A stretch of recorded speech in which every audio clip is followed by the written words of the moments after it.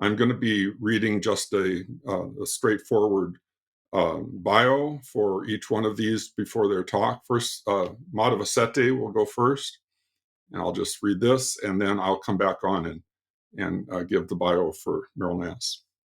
Dr. Setty is a board-certified anesthesiologist with 20 years experience. Prior to receiving his medical education and training at Baylor College of Medicine at the University of Pennsylvania, Dr. Setty was an engineer in the aerospace and defense industry, where he designed software interfaces between graphics engines and real-time combat training simulation. The acoustic data acquisition systems under contracts with, I can't even pronounce the word, Bundeswehr, I guess, but I don't read German, sorry, and the Office of Naval Research. Dr. Setty holds an undergraduate degree in electrical engineering from MIT. During the pandemic, he left his clinical practice. He became a doctor. But then during the pandemic, he left his clinical practice to serve as the senior science editor of The Defender, the online publication for children's health defense. Setty is the author of Woke, an anesthesiologist's view, a systematic examination of the bias in science, history, and media and our own minds. He writes An Insult to Intuition. That's the name of his Substack. Okay, present Madhava Setty. Thank you. Well, thank you, David. Thank you for that gracious introduction. And it's an honor to share this platform with the intrepid researchers here. So thank you, Ted and UK Column, for inviting me to speak today. Sometimes I'm asked if I appreciate the irony of being an anesthesiologist trying to wake people up. I say that things aren't always as they seem. When patients ask anesthetists what we charge for putting them to sleep, you can bet what the answer will be. We always say we do that for free. We only bill you for the waking up part. Chaperoning an unconscious, fully anesthetized patient into an awake interactive state takes patience and keen attention.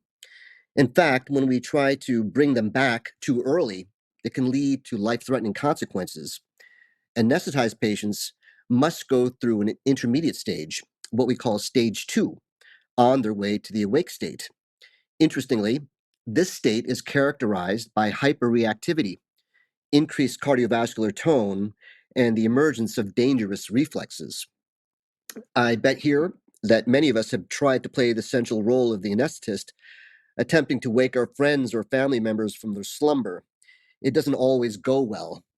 Those of us in the 9/11 Truth and medical freedom movements face the same challenges. Indeed, one could argue that we face the same adversaries. It's been my hope for a very long time to bring these two groups together so that we can brainstorm and help each other. There is the potential for a potent synergy between these two movements because in the end, both seek the same things: a seat at the table, an opportunity to question those who have spread lies under the veils of patriotism, science, or a need for more security. Large institutions will have to be dismantled. But before that can happen, pervasive illusions will have to be revealed for what they really are: illusions. This is going to take cooperation. I'm going to take my time to offer some thoughts and strategies we can use, each of us, to be more successful. People are asleep. We hear this quite often in our circles. I don't like the term asleep. It connotes inactivity and unresponsiveness. The public at large is better thought to be in a dream state. They are dreaming a vivid dream where our authorities are imperfect but have our best interest in mind, where our military might is necessary to fight evildoers outside our borders, where agencies of public health and their officers are doing their best to protect us from the dangerous pathogens lurking in nature, in caves, and in wet markets. The asleep are far from unresponsive and inert. They will, against common sense, cling to their dream and fiercely defend it when challenged. It was only 7 years ago when my wife casually showed me a 30-second video on YouTube. I thought it was a hotel in Las Vegas being demolished. In my experience, showing someone a clip of Building 7 going down will always lead to some kind of awakening. The person will open their eyes to one of two new realities. Either they will see for the first time, like I did, the level of deception carried out by our authorities and the media, or they will realize for the first time that you, their trusted friend, have been a closet nutjob conspiracy theorist all along. It was much later when I realized that my reaction to seeing that video for the first time was rather unique. I didn't go to the internet to see what people were saying about this. I went straight to the official explanation given by NIST, NC Star 1A, the final report on the collapse of World Trade Center 7. How did they explain this rapid, symmetric, and complete collapse of a steel skyscraper that had very little damage to begin with? An unseating of a beam from one of 80 columns on one floor? Really? So they constructed a computer model, a finite element analysis. The model didn't behave like the building. They proved their hypothesis wrong. Period. End of story. I brought two friends together, one a mechanical engineer, the other a PhD in bioelectrical engineering, and laid out the basic facts to them. NIST's hypothesis was dubious to begin with. Their own model proved they were wrong. They incomprehensibly chose to not look for explosive residues. What's to discuss? All we had to do next was to call NPR and the New York Times and let the truth out. This was going to be very, very easy, but things aren't always as they seem. My two educated friends were unaware of Building 7, and they were amused that I was asking some questions, but as soon as they realized that I was seriously questioning the official story, their eyes glazed over and their ears went deaf. A doctor with an engineering degree proves that all of the applied mathematicians and structural engineers at the National Institute for Standards and Technology were wrong? Something like that could never happen in their world. And there it is. They discovered that their friend, me, had been taken in by misinformation. And I discovered that there had been a different world in front of my eyes all along. A world where people who should know better didn't. A world where a graduate education taught some people to obey first and think for themselves second. I didn't think that was possible. Now I realize that this phenomenon is rampant. It didn't take long for me to see that we don't need any more evidence. We have a much bigger problem in front of us. We are confronted with people who adhere to a faith-based position. Faith-based positions can never be overturned with an evidentiary argument because the evidence will be deemed invalid long before faith will be abandoned. After all, faith is choosing to believe something despite all evidence to the contrary. My first attempt at penetrating this shell was to write a book, which invited the reader to examine their own biases first, and then laid out the most unequivocal evidence for controlled demolitions on September 11th. But by the end of 2019, it was clear that what was really needed was another massive deception. I prayed that the powers that be, whoever they are, would once again tip their hand with an audacious and poorly disguised act so that the world would wake up. Just 3 months later, people, mainly the elderly and infirm, were succumbing to a very real and pernicious virus, which miraculously jumped from bat to human with no evidence of any intermediary steps. The insanity began almost immediately. I'm not a virologist, but I've worn a mask on my face for 40,000 hours.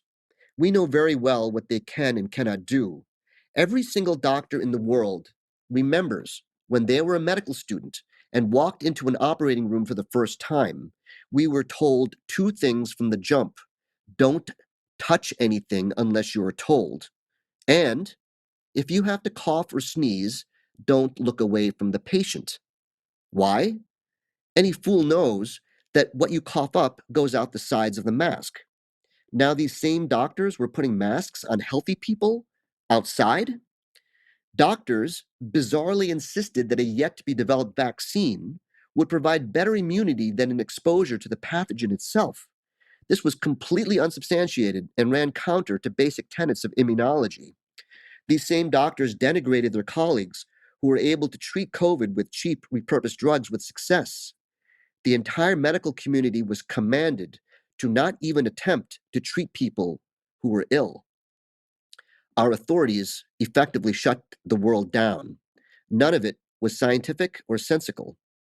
So I got my wish.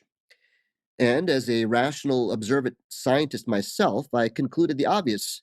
I must have been responsible for the COVID-19 pandemic. Sorry about that, everybody. It's worthwhile here to pause and note how closely the 9/11 script was followed in 2020, as Doctors Harrit and Robinson mentioned earlier.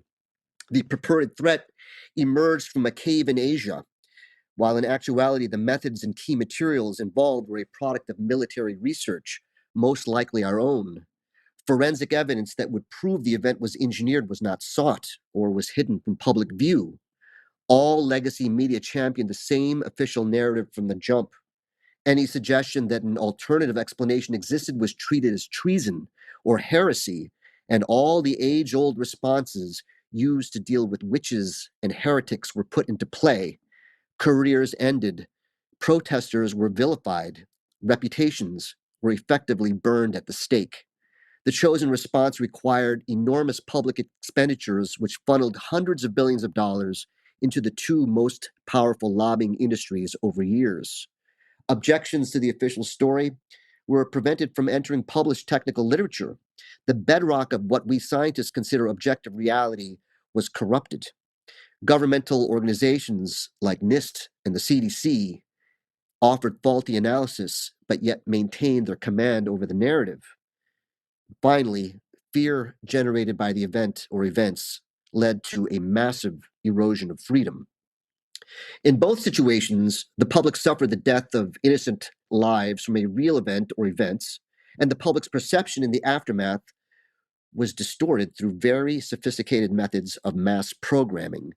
These were psychological operations, psyops. The 9/11 Truth Movement and the medical freedom movement faced the same challenges in remolding public perception. If it is an Al Qaeda or a wet market mishap, who then is behind all of this? This is a reasonable and primary question we get asked.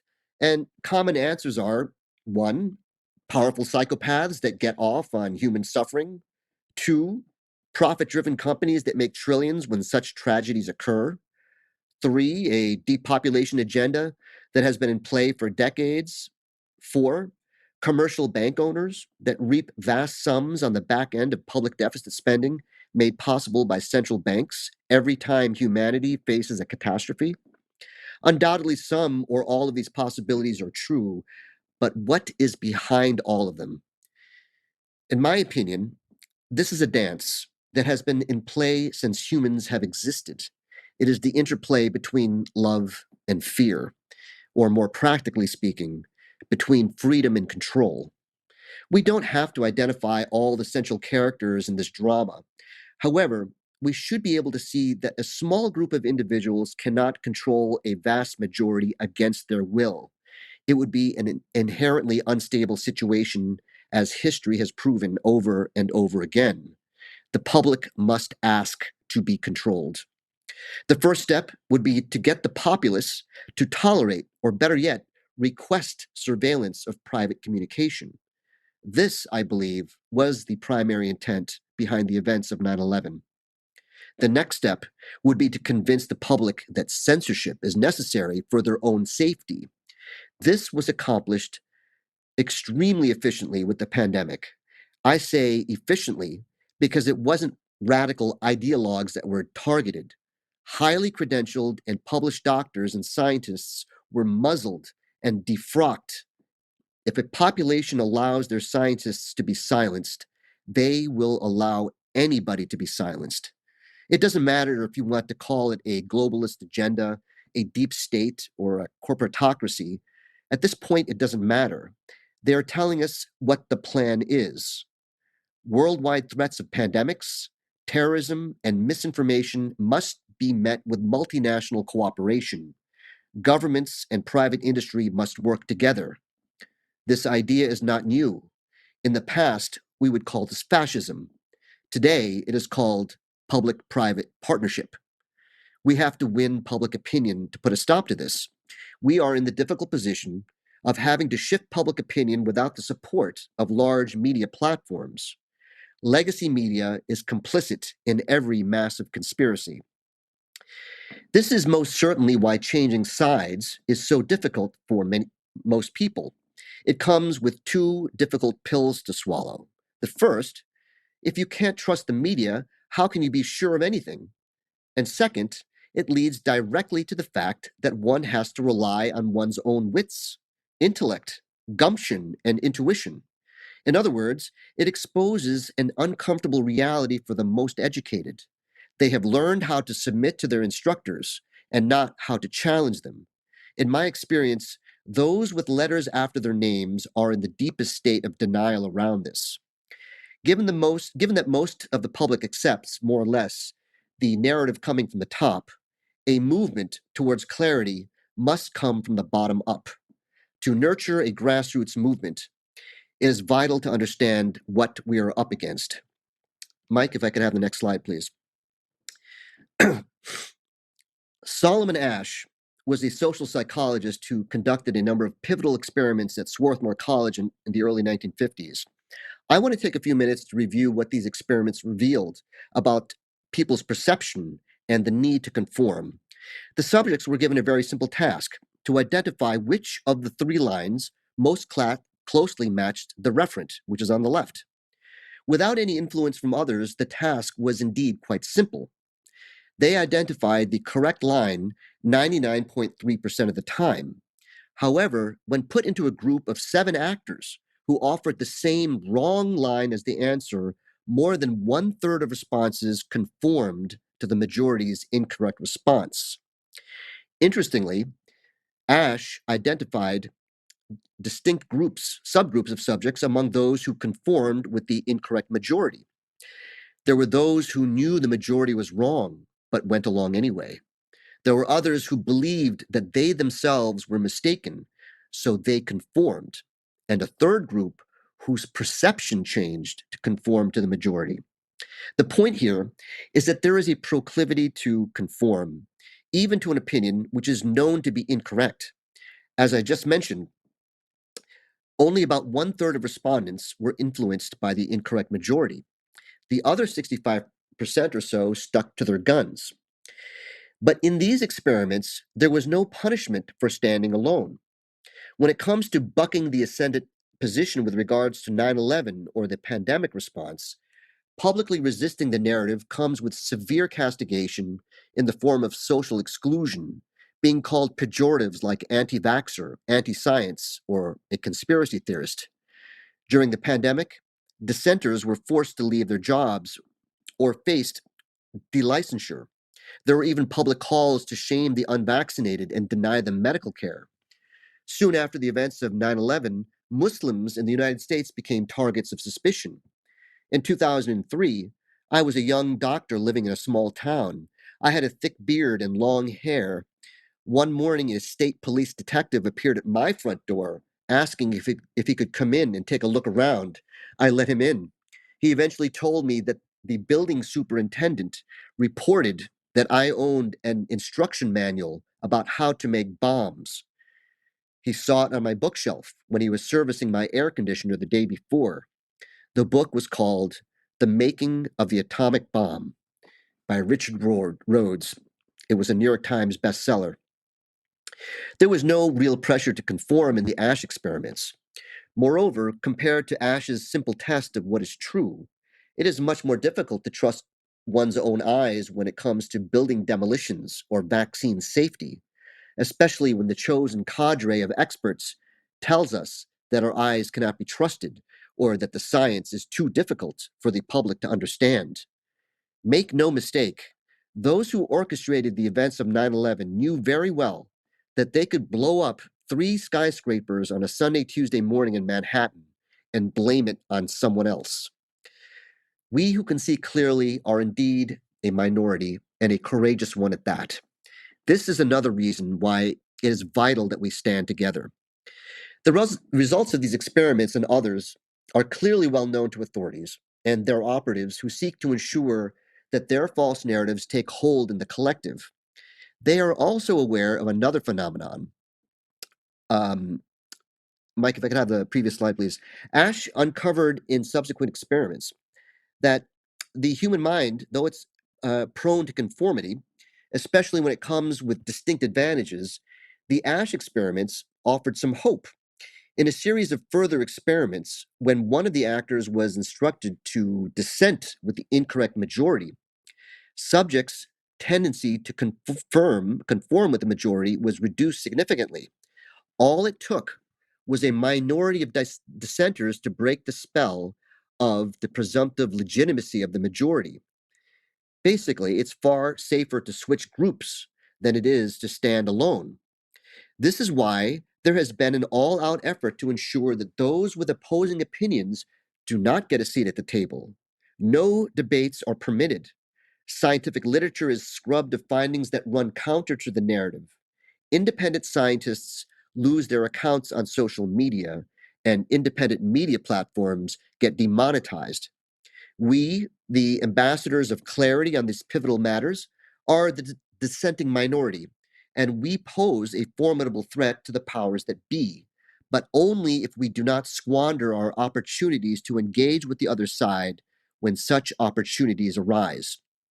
I would like to leave you with some observations and suggestions which I believe can be helpful for everyone, especially if you don't have an audience or a platform.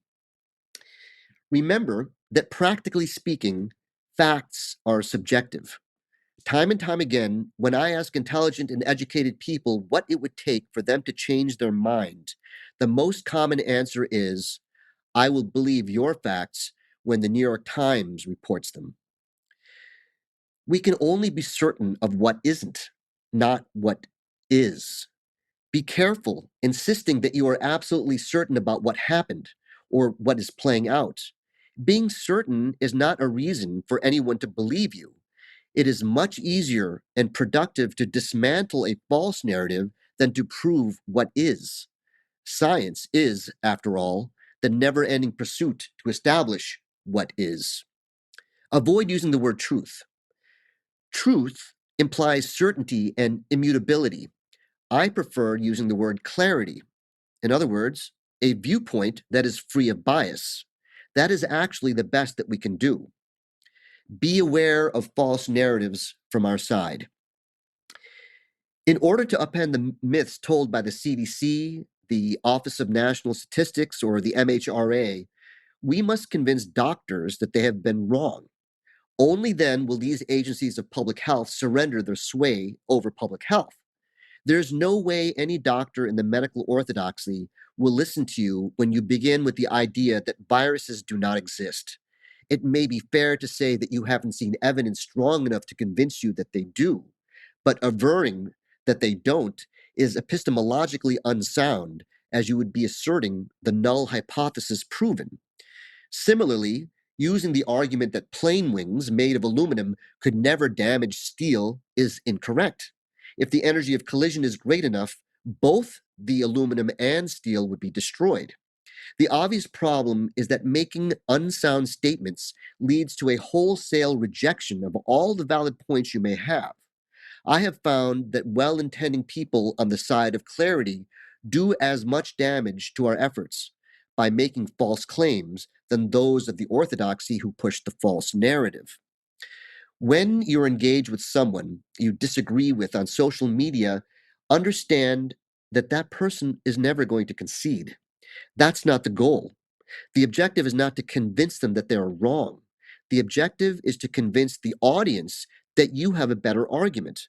Very often, the audience will not be able to judge who has the better argument, but will be willing to open their mind if you comport yourself better than the other side. Legacy media is the primary conspirator in all large conspiracies. We are winning this battle right now. Please support independent media. It is vitally important to form networks with many nodes, not one or two large voices of truth. It's much easier for them to attack one or two highly influential spokespersons than a distributed network which is loosely affiliated with each other. Share content from lesser known voices. Know your audience. This is not always possible. It's best to start where there is the highest likelihood of agreement. I recently spoke to an old medical school classmate of mine who I hadn't talked to since before the pandemic. She's a doctor in Texas. I assumed that she probably realized that the COVID vaccine didn't do a whole lot of good, but was unwilling to accept that it was dangerous. So I started there. I was surprised to discover that in her experience, the vaccine was very protective initially, and she was furious at people who didn't get vaccinated. My chances went to zero immediately. And finally, I'd like to offer some strategies to engage with people who believe they're too smart to be taken in by misinformation, whether from authorities or from a subversive conspiracy theorist like me. Knowing versus believing. What's the difference? People are very quick to equate believing with knowing. Knowing comes with an inner certainty and deep understanding. Believing comes with trust in another source, one that could be fallible. When given an opportunity to address an audience that may not agree with me, I begin by demonstrating how easily even an alert mind can conflate believing with knowing. The National Science Foundation here in the United States conducted a survey in 2012, and they asked 1,000 people if they thought the sun orbited the Earth or whether the Earth orbited the sun. 25% of those surveyed got it wrong. They believed that the sun went around the Earth every day. 25% seems like an embarrassingly high number, even for Americans. However, if you knew that the Earth orbits the sun every year, how would you prove it to the other 25% without referring to a third party? How did we prove it to ourselves 400 years ago? The reality is that no matter if it is the year 2024 or 1624, you can't look out your window and know. Moreover, it actually can't ever be proven from observational astronomy from the Earth's surface alone. We had to first accept that the motion of objects with mass can be reliably predicted before we could assert which model is, in fact, true. The point here is that of those 75% who got the answer right, very few know it to be true. Unless a person understands what could be known, when it was known, and how we arrived at our conclusion, they don't know that the sun sits at the center of our solar system. They're just believing what others have told them. Unwillingness to research source documents. This is another possible way of engaging a person who claims that they are steadfastly objective. How do they know that the 3 skyscrapers in Manhattan fell by a gravitational collapse and not a controlled demolition? Unless they have read the technical explanations of these events offered by NIST, they will have to concede that they are trusting a third party's opinion of the official analysis.